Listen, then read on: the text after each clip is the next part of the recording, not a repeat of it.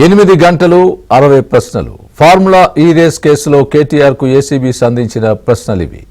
చాలా ప్రశ్నలకు కేటీఆర్ జవాబు దాటవేసినట్లు సమాచారం. మరోవైపు ఈ నెల 18 లోపు సెల్ ఫోన్లను అప్పగించాలని సూచించారు. అటు సమాచారం లేకుండా సీనియర్ ఐఏఎస్ అరవింద్ కుమార్ ఎటో వెళ్లిపోవడం చర్చనీయాంశంగా మారింది. అయితే కూతురు గ్రాడ్యుయేషన్ కోసం విదేశీ పర్యటనకు వెళ్లానని అరవింద్ వివరణ ఇచ్చారు.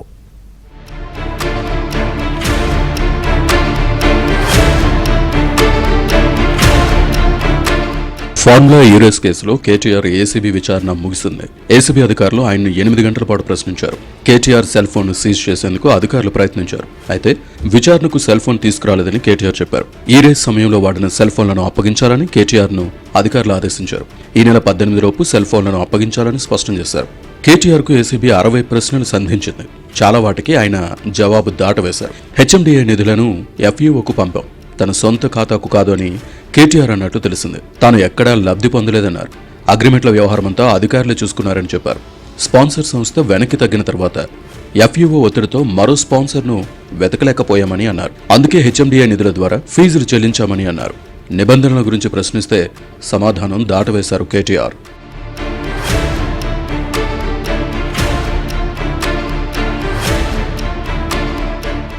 విచారణ అనంతరం తెలంగాణ భవన్లో కేటీఆర్ మీడియాతో మాట్లాడారు.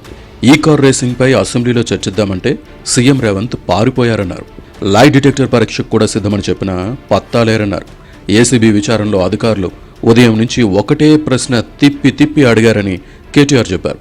పైనుంచి రాసిచ్చిన ప్రశ్నల్నే ఏసీబీ అడిగిందన్నారు. 100 కొద్దీ కేసులు పెట్టినా జైల్లో పెట్టినా భయపడనని కేటీఆర్ తెలిపారు. మనకు నోటీసులు వచ్చుడు, మనం పోవుడు, ఇవన్నీ కూడా రొటీనే. పాత చింతకాయ పచ్చడి, దీన్ని పట్టించుకోవాల్సిన అవసరం కానీ, దీని గురించి ఆందోళన పడాల్సిన అవసరం కానీ లేదు.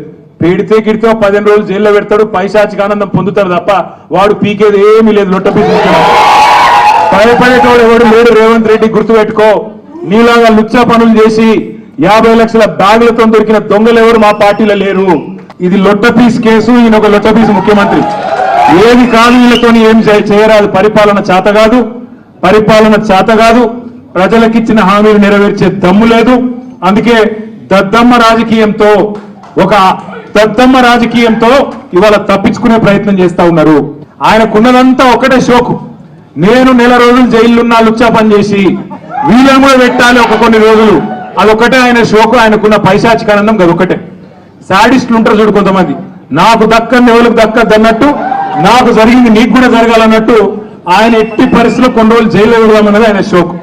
అందుకే నేను ఇలా అధికారులకు కూడా చెప్పిన, మీకు పైకి వెళ్ళి రావచ్చు ఆదేశాలు. ఇప్పటికే దబ్బన వస్తే పెట్టుకోర్ర పోయి ఏముంది, మీరు పంపితే కూడా 15 రోజులు వదిలేస్తే ఏమున్నది, మంచిగా రెస్ట్ తీసుకొని వస్తా అని చెప్పిన.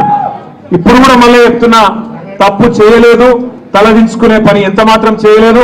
తెలంగాణ ప్రతిష్టను పెంచే పని చేసినాం, తెలంగాణ ప్రతిష్టను ఆకాశం స్థాయికి తీసుకుపోయే పని చేసినాం తప్ప తప్పు చేయలేదు. అది కాళేశ్వరం ప్రాజెక్టు కావచ్చు, ఫార్ములా ఈ కావచ్చు, ప్రపంచంలోనే అతిపెద్ద లిఫ్ట్ ఇరిగేషన్ ప్రాజెక్టు కాళేశ్వరం.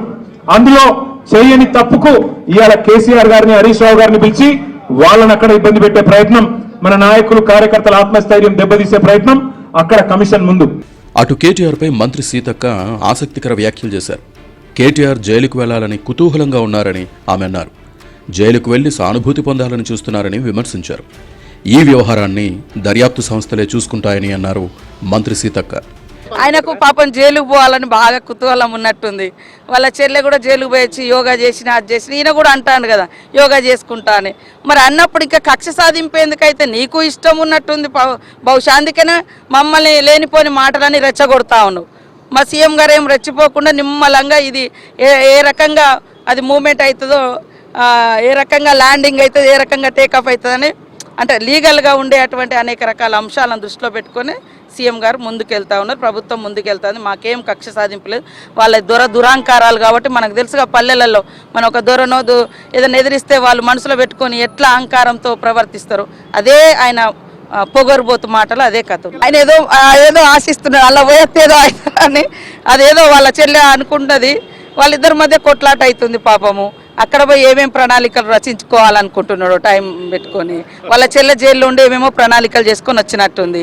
రాగానే బీసీల గురించి లేకుంటే మహిళల గురించి దళితుల గురించి ఏదో పాపం ఏదో ప్రేమను ఒలుకోబోస్తున్నారు. అధికారంలో ఉన్నప్పుడు చేసే అవకాశం ఉన్నా చేయలేదు.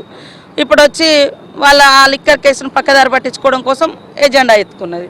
పాపం ఈయన కూడా ఇలాంటి ఆరోపణలు ఇవన్నీ నడుస్తున్నాయి కాబట్టి వాటి నుంచి డైవర్ట్ కావడం కోసం సానుభూతి పొందాలనో లేకుంటే ఇంకేదో రెచ్చగొట్టాలనో ఆయన ఆలోచన ఉన్నట్టుంది. కానీ ప్రాపర్గా ఎంక్వైరీ జరుగుతుంది. ప్రభుత్వం మరి ఏజెన్సీ సంస్థలు ఇచ్చినటువంటి నిర్ణయాల మేరకు ఆ కమిషన్లు ఇచ్చే రిపోర్టు మేరకే స్పందిస్తారు తప్ప వేరే రకమైనటువంటి కక్ష సాధింపులు మాకు ఉండవు. కేటీఆర్ విచారణ సందర్భంగా ఏసీబీ ఆఫీసు వద్ద పోలీసులు భారీగా మోహరించారు. కార్యాలయం ముందు బారికేడ్లు ఏర్పాటు చేశారు. ఎవరిని లోపలికి అనుమతించలేదు. అయితే కేటీఆర్ వెంట అడ్వకేట్ రామచంద్రరావు ఏసీబీ విచారణకు వెళ్లారు. మరోవైపు సమాచారం లేకుండా ఎటో వెళ్లిపోయారు senior IAS Arvind Kumar. Formula E race కేసులో ఆయన కీలకమైన వ్యక్తి.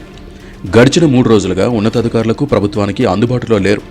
ఫోన్ ట్యాపింగ్ కేసులో ప్రభాకర్ రావు లాగే అరవింద్ కూడా అందుబాటులో లేకుండా పోయారంటున్నాయి ప్రభుత్వ వర్గాలు.